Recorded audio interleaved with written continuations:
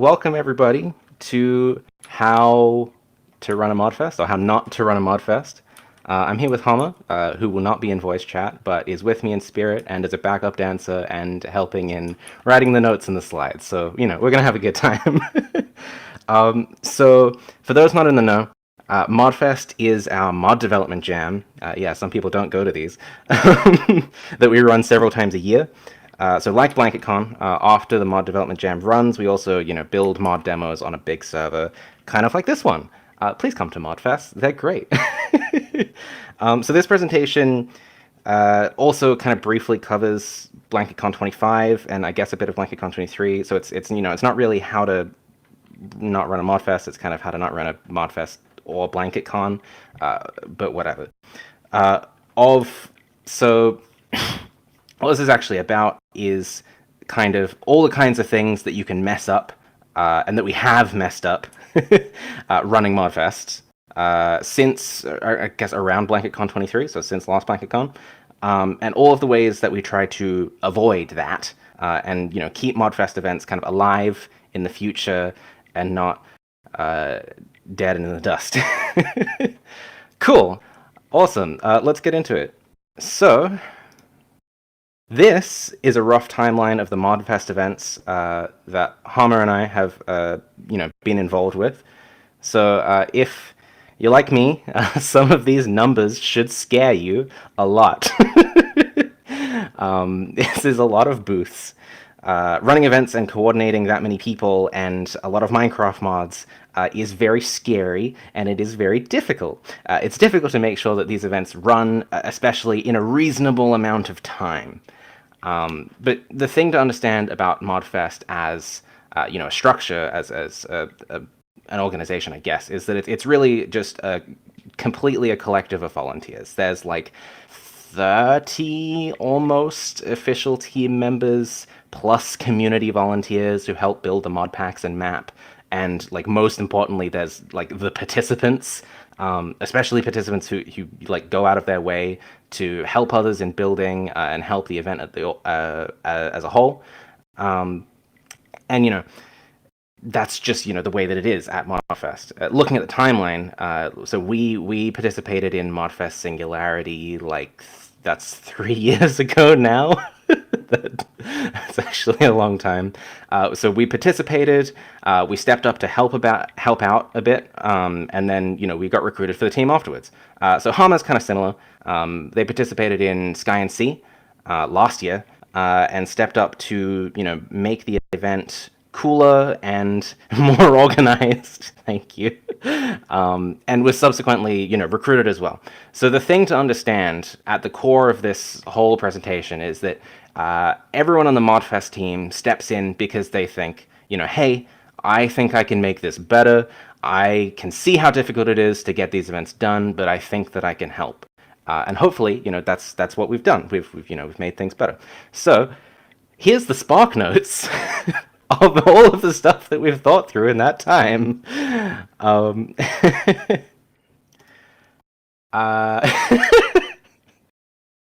Yeah, I think if you thought these slides were going to be like super professional, you're wrong. That's not at all true. It's just that first slide. Yeah, so you laugh at that if you want. Cool. Let me recover a little bit. Cool, awesome. So when something goes wrong as an event, it's rarely like rarely an individual person is actually at fault. At least they don't have to be considered at fault, because there is almost always some process, some system that you can introduce that will prevent similar issues from happening again. So after every event, we reflect on what worked well, what went badly, and whether there was tension or friction in any specific part of the event.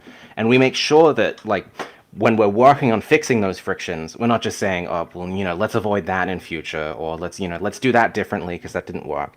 We're either developing systems that implicitly fix the problem, or we're developing written process as part of our internal or external documentation. So stuff that sticks. We don't want it to just come up and then be forgotten, and then come up and be forgotten again. So stuff that systems and processes that take the onus away from individual team members and individual participants. Because, as we all know, sometimes people get hit by a bus. So, for those unfamiliar, there is a concept in team management called bus factor. And you can explain it as basically how many team members need to get hit by a bus to completely derail a project. So in this case, that's a ModFest event. For most of its lifespan, ModFest was pretty much a one-robot show. Hey, rude. I feel the need to mention that ModFest was pretty much a one-robot show because the naive response to that is, well, now there's 30 people on the team, so that must fix everything. And it does not fix everything. What they never tell you about bus factor is that the more people you have on your team, the more likely it is that anybody, is going to get hit by a bus. We stopped having one showrunner who could do everything, and then suddenly chaos happened. Because it was just so much more likely for someone at random who was responsible for something and was the only person who knew about something to just suddenly be unavailable, and then everything got screwed up. So, iterative process, learning, how do we deal with something like that? What do? We make sure that the team is flat. Number one. So everybody on the team has the ability, or at least the permission, to do everything. We make sure that everybody has the keys. We write our processes down as well, or, what we do, so that people can pick up where others leave off, right? Nothing is just in somebody's head.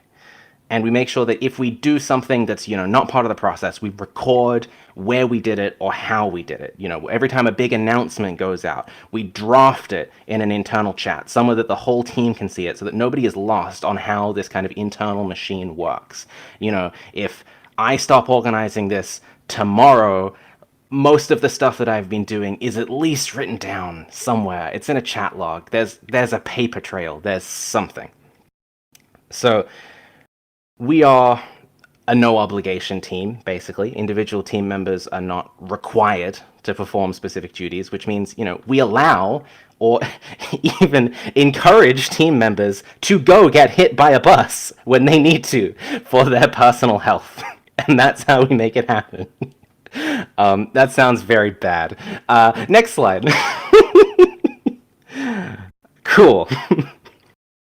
So, you might have seen on the timeline slide that we had a set of days listed for every event.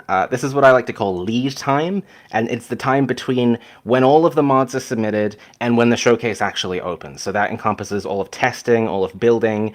In previous events, that encompassed map generation and building. All of that happens within this lead time.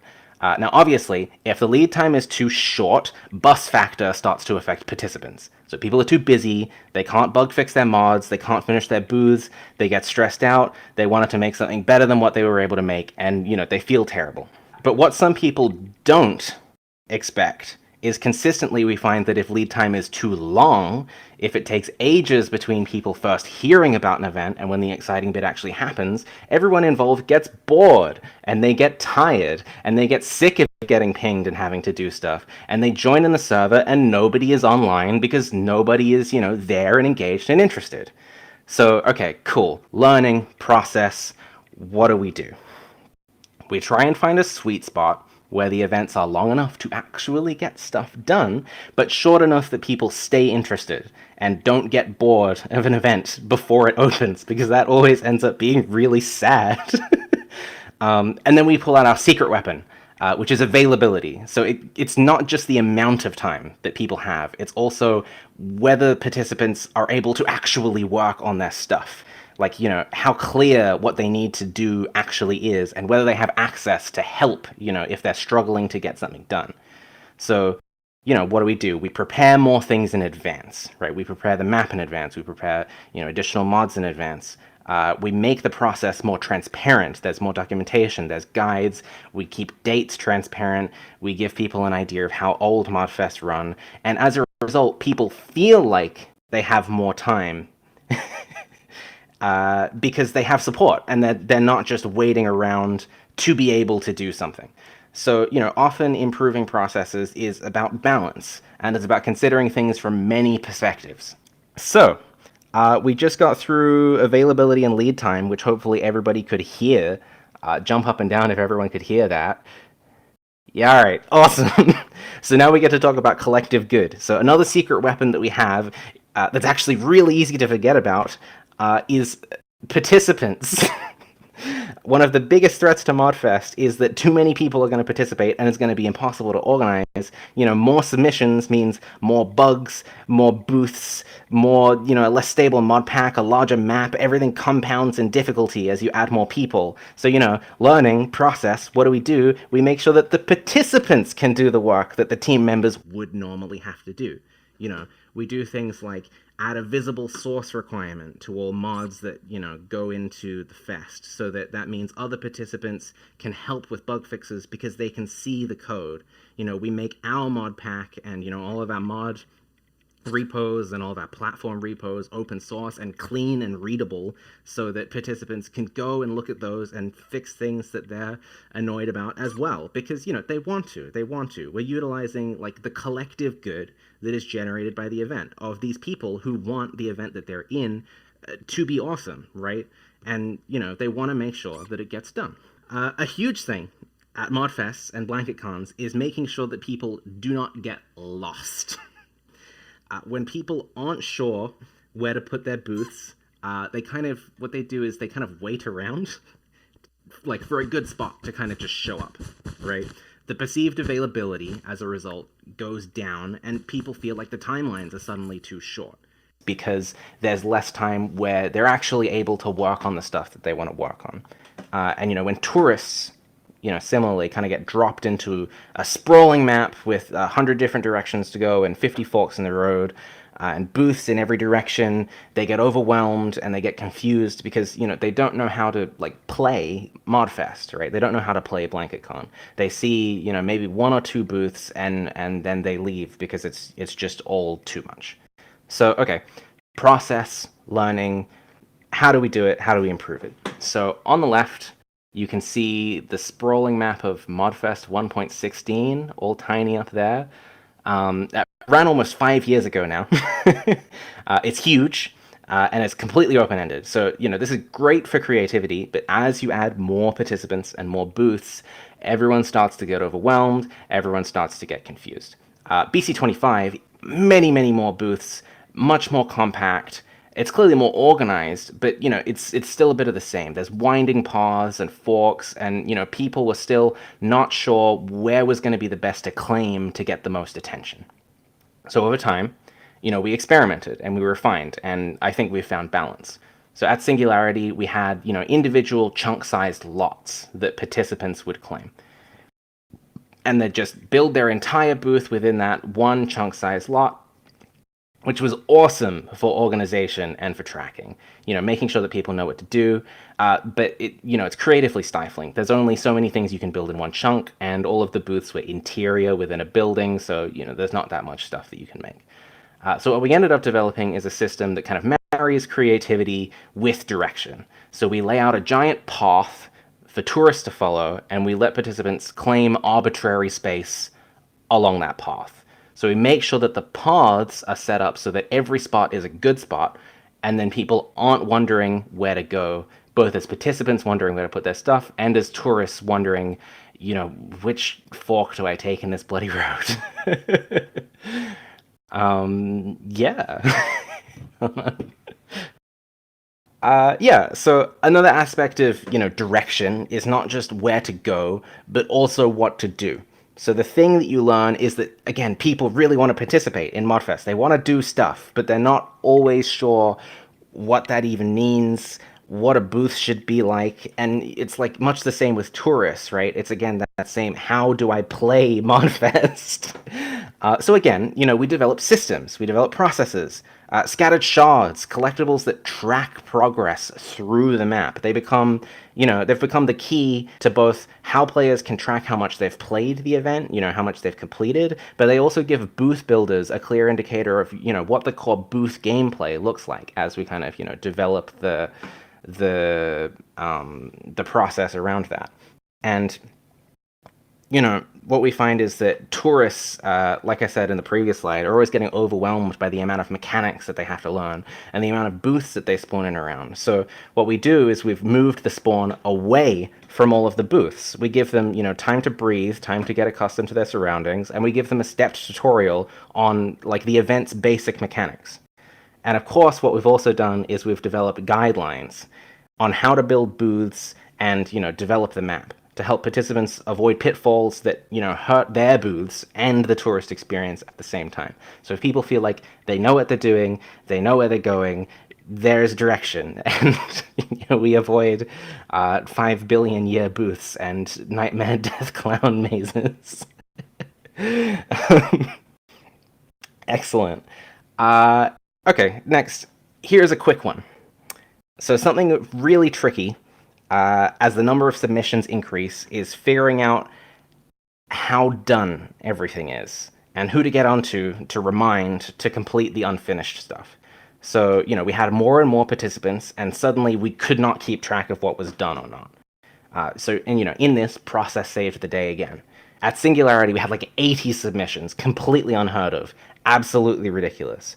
And so what Quat did was Quat built an in-game tracker that physically mapped out the individual, again, as mentioned, individually claimed chunks, which were easier to track this way, and showing how done they are, so that, we could figure out who to talk to, who to remind, who to help out.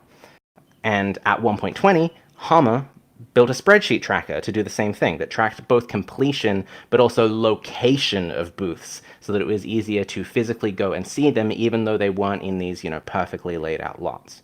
And since then, we've refined the tracker to include a whole bunch more data, and a bunch of copyable commands as well for setting up map markers and warps, and also even Discord IDs in a column so that you can very quickly ping somebody who has done something deathly wrong or deathly right. Who knows?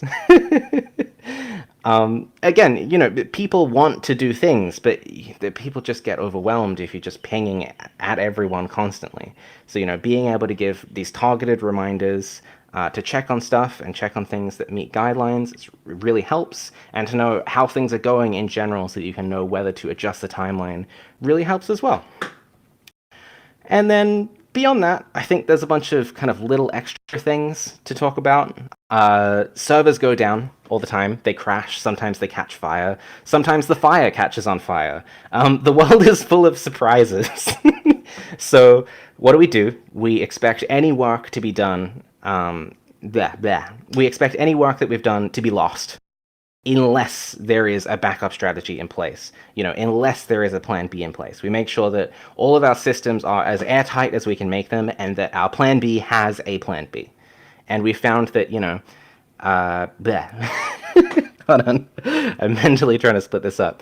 The second thing is that we found that running an event on a brand new Minecraft version is very exciting, but it also puts us behind immediately. In particular, when we ran Carnival, a lot of our mods were not ported when we announced the event, and that kind of delayed the build phase and lowered that availability.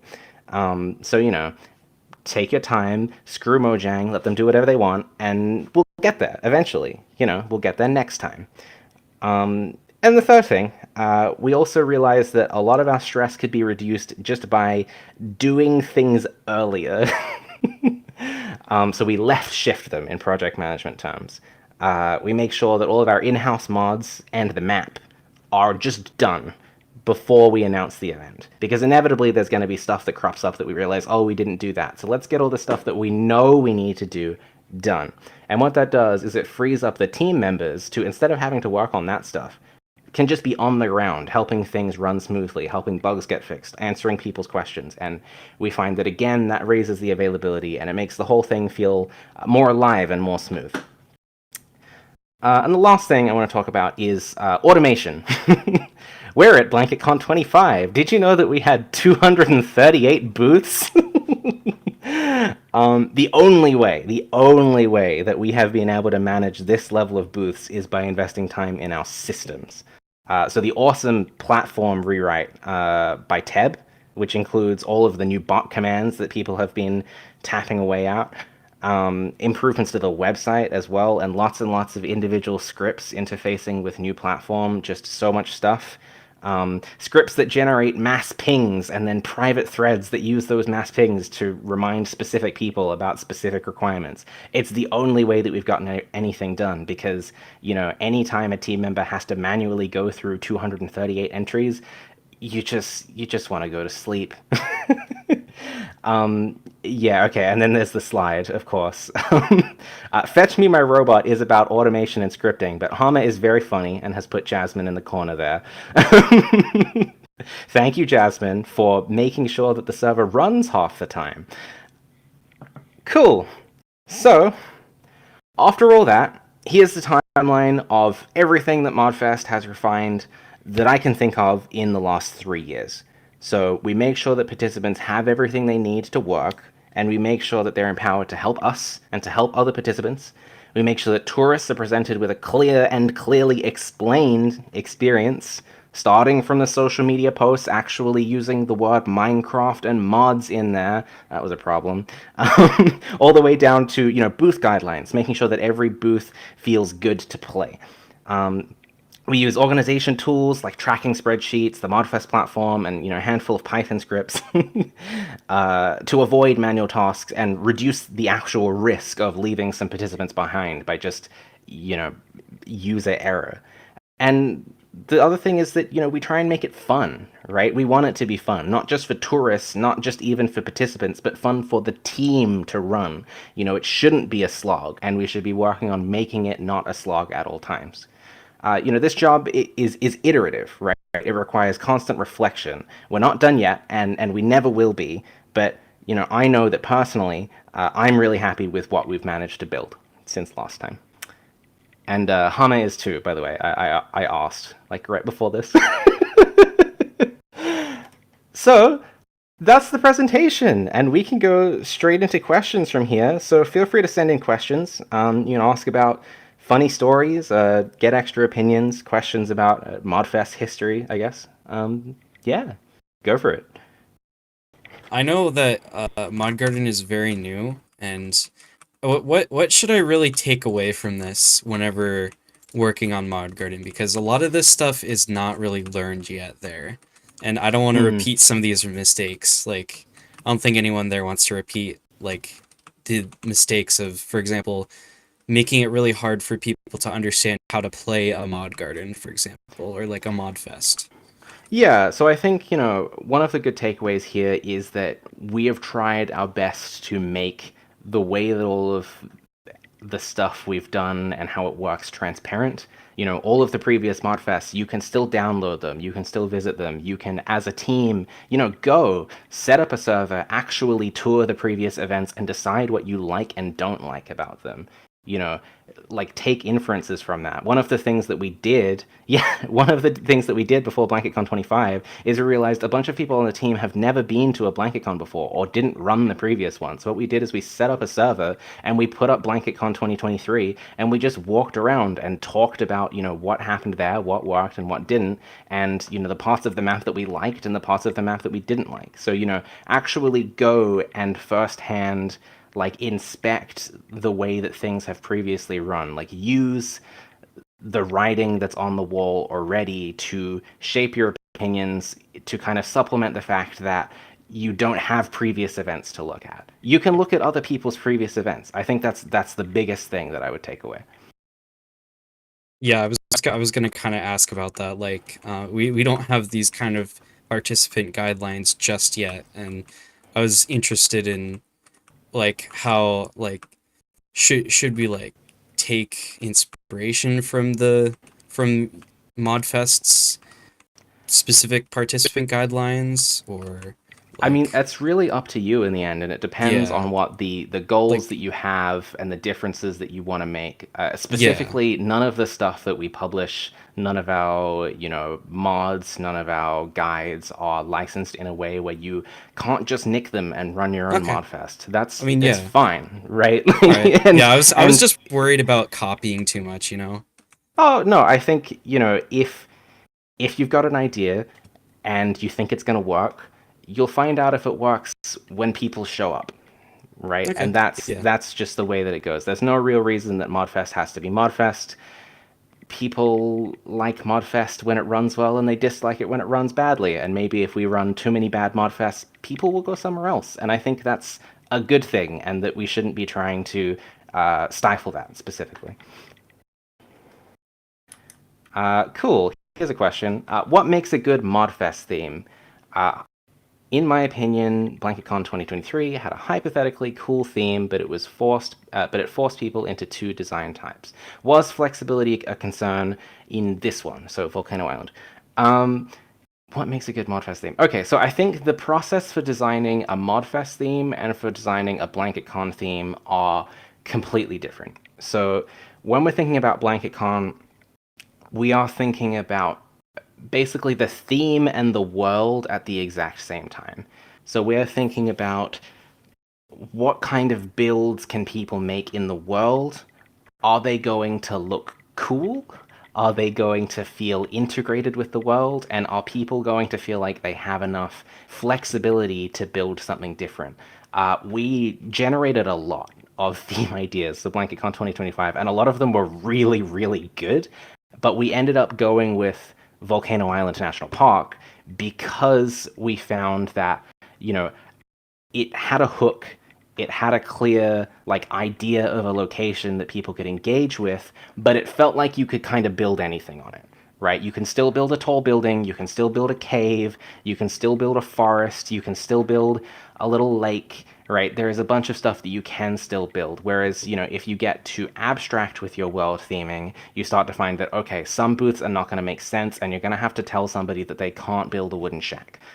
And, as much as that works sometimes, that can make incredible, very engaging worlds that tourists love to look at and participants love to have been a part of. But depending on the event, depending on what mods can show up, it might just kind of fall flat. Not everybody has the build skills to build in one specific style.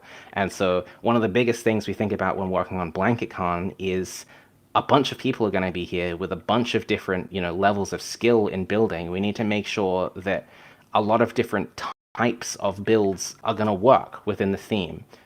Because the other thing we think about within the theme is whether it grabs people, whether it feels like it's something that they can engage with, right? Whether when tourists are in the world, they feel like they're navigating like a real place, right? That's one of the things that we try to nail down, is not just coming up with a generic idea for a place, but going, okay, this place is a real setting. It has a real sense of placeness. There are people who live here. There are people who, work here, and the booths are something in the world diegetically, and the stage is something in the world diegetically. There's just all this stuff that you can think about, but then you also have to think about, whether participants can actually work on it.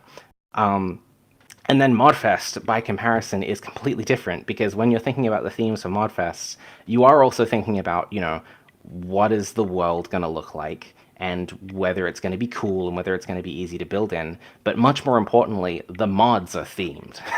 And you really need to pick something that gives people enough inspiration so that if they have no ideas, they feel like, oh, I'll do this, right? If something is too general, if your theme is, we've had themes like sci-fi before. If something feels too wide, people who are less good at making mods, or people who have made less mods, probably aren't going to get an idea for one of their first mods. And if you make things too specific, people who have been making mods forever are gonna feel like, well, there's only a couple of mods that I can really make that feel related. So you kind of want to come up with an idea that you can interpret in 50 different ways to make, 200 different mods, but that people see and feel immediately inspired by, to go, let's make this one specific thing, especially if they've never made anything before. Sorry, theming is just this incredibly long topic that we have talked about for so long in the team. So, yes, this is one of the very big questions. Apologies for that. There we go. What is the funniest mistake or error that has ever happened?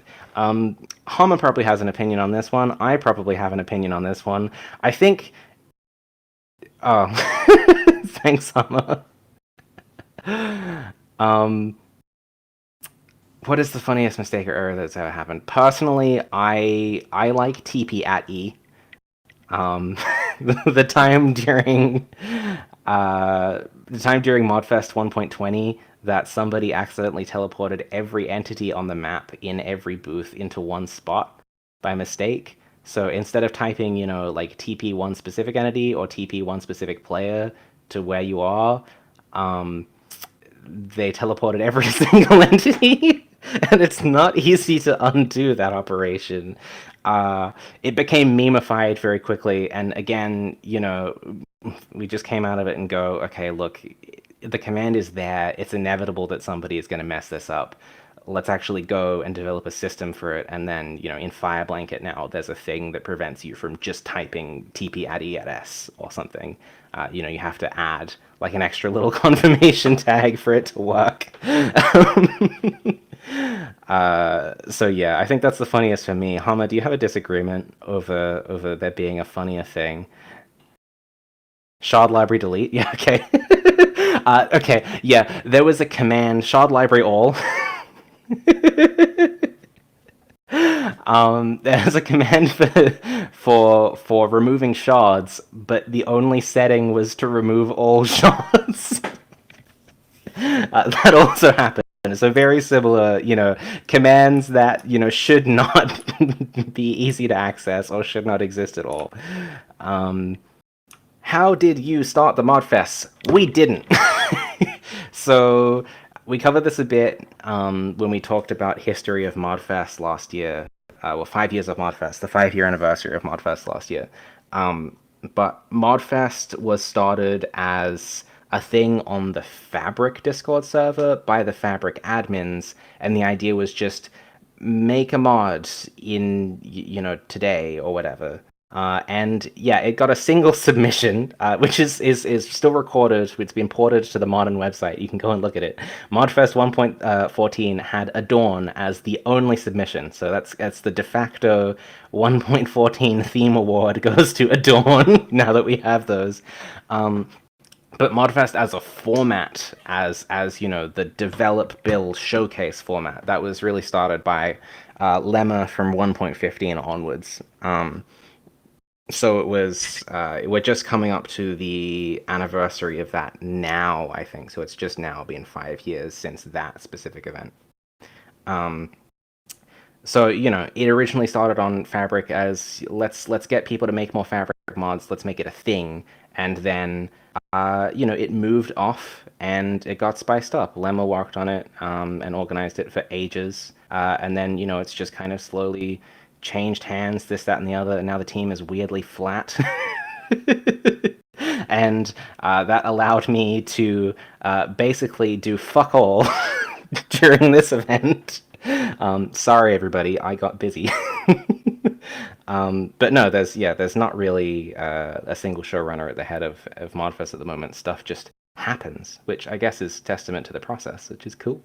God. Have you ever had anyone submit malware or spyware to the fest?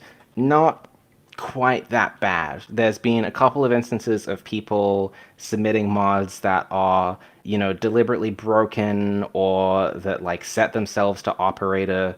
But like, this stuff gets caught eventually, and yeah, as far as we know, nobody has submitted malware to the fest. That's also one of the reasons that we have the visible source requirement now. We're trying to make sure that people can look at what is going on and get stuff done from there. That's something that I guess we'll continue to refine as we continue to consider this a risk, and try and teach people how to distribute mods in responsible ways that makes it more clear how their source has been built and stuff like that. Yeah, we'll see.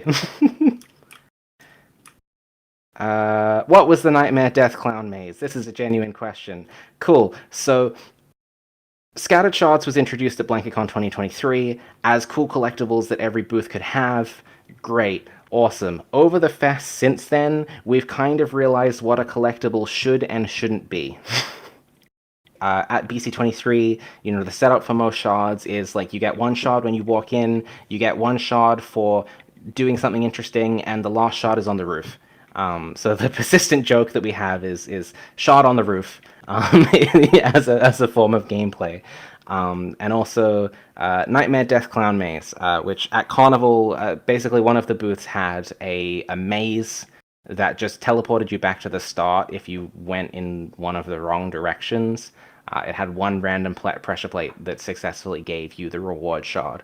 So, part of the guidelines that we have now is booths booths should not have a big wing of just vanilla gameplay, right? Like, we want the booths to actually show off the mods. And similarly, we say don't just put a shot on the roof. If you have a long booth where people have to read a lot of stuff and you want to feel like people have a reward for that, put a shot at the start, put a shot at the end.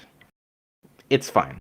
And then, if you have actual content that you can have people like engage with in order to get the shard, that's even better. How do you keep track of all of the information and resources that you need to create a ModFest? We have a Bible, just a really long markdown document. It's called the method, the ModFest method, and it is just a very long document that details every single kind of phase and part of the process of running a ModFest. And we're kind of in the process of creating the other document, which we've called the BT method, after Better Than Minecon, for running BlanketCons. So, we have those two Bibles, and then we have several other, disparate pieces of internal documentation, like pinned messages and this and that and the other. But, we're increasingly starting to use... Thank you. We're increasingly starting to use externally visible, transparent documentation to track how things should work. The participant guide is not just a guide for participants, it's also a guide for team members on how to help participants and how we should expect things to run.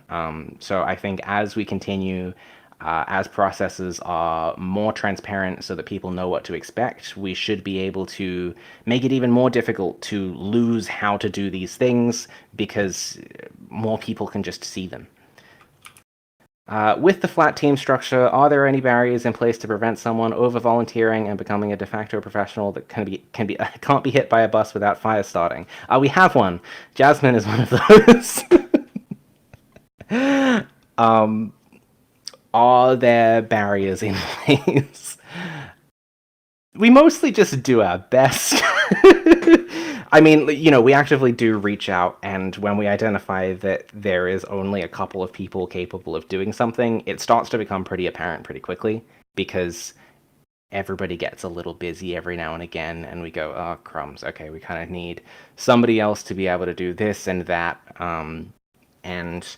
we reach out to people in the team and in the community to see who is actually capable of those things and make sure that people have the opportunity to do them. I guess one of the preventative measures we have is trying to make sure that we actually try people out and make sure that people try to do stuff, even though there's usually one person who always does it. That's, a decent way around it. And beyond that, after every event, we kind of go around the team and go, hey, is there anybody who really stood out to you that we would like to reach out to, volunteer for the next map and mod pack prep, or anyone who stood out to you that we'd like to reach out to try and interview for a team position. So, things keep rolling, team members come in, team members get pruned out when they lose interest, and hopefully nobody ends up in an extremely critical position, because like right now, yes, to run BlanketCon, it would be almost impossible to have this many people on a server without specifically Jasmine making optimizations and ridiculously quick crash fixes on the ground. But over time, hopefully, more people pick up that skill set and more people, become interested in the events and being able to offer that specific kind of help.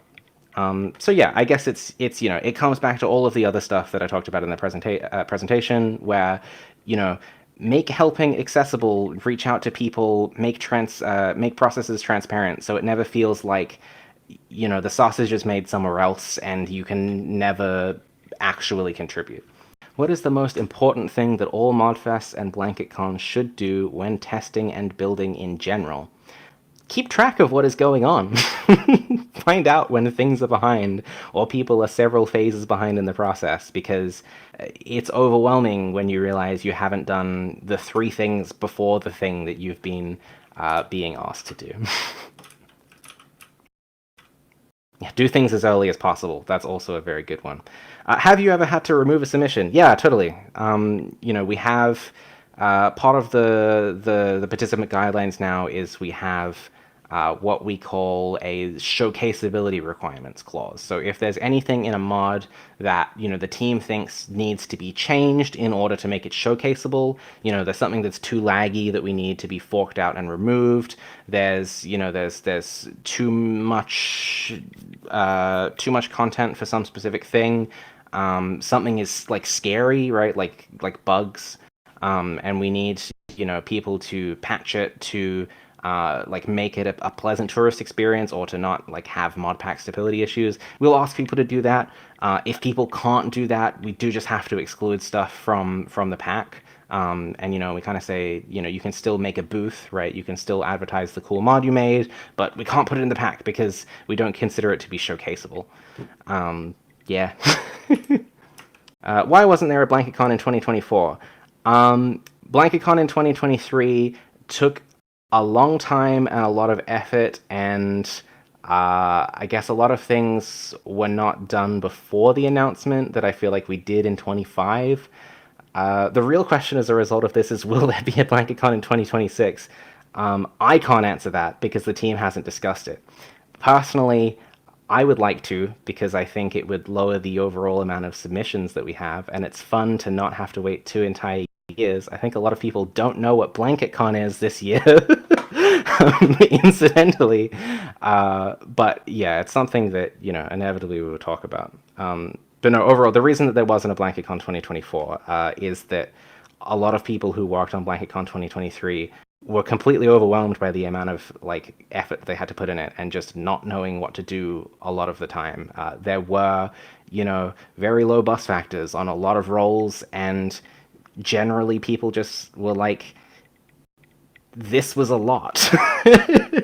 But yeah, I think considering the fact that I'm standing here and none of the team members have walked out, I think we're kind of doing it right at BlanketCon 2025 by comparison. But yeah, we shall see. It's not over yet. This is probably more a generic question, but how do you avoid burnout when making submissions or buildings? How do you motivate yourself? As a participant, this is interesting. I think I'm compelled by the end product. I think that ModFests and BlanketCons are really cool, and they look really cool, and I do not get to do anything that is like them. And so, I'm motivated to do things specifically because that, even if that means sometimes I will do everything last minute. I was writing the notes for this slide 5 minutes before I went on stage. And I finished the slides last night or the night before, and I finished the slides for my other keynote the night before that. So, sometimes you only realize that something is going to be really cool really soon before it happens, and then you just rush to do everything all at once. And that's okay, I guess. How do you avoid burnout, I guess, is more about avoiding scope creep. Try and pace yourself. Try and, be in places and on servers when other people are around to help you. Don't be afraid to get other people to help you. I don't know. There's lots of options.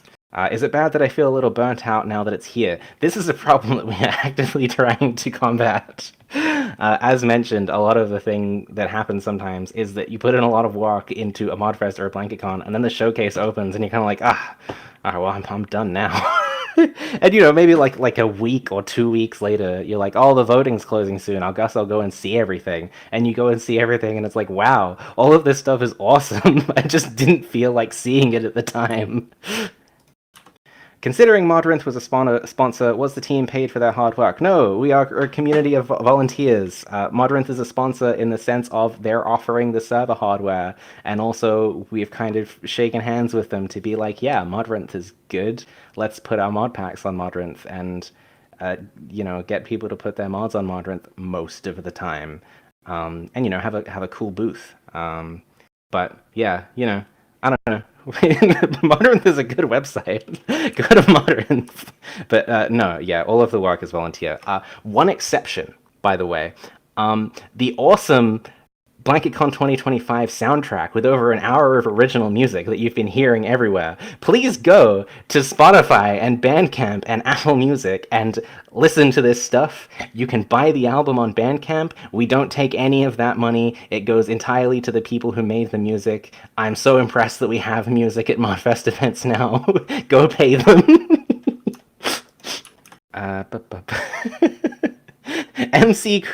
M Creator Hater here. Did the team ever run into denying M Creator mods or something similar? We have explicitly gone out of our way to say that M Creator mods are allowed because the bar of entry to ModFests is deliberately low because we want people to be able to learn how to make mods at ModFest, meet other people they can make mods with. If you're an awesome pixel artist, right? You can make a set of really cool looking swords and they can all just be weapons with stats, right? And then you bring it to a ModFest, you meet other people, maybe you meet somebody who really likes your pixel art style and, can do development for the next mod that you like, right?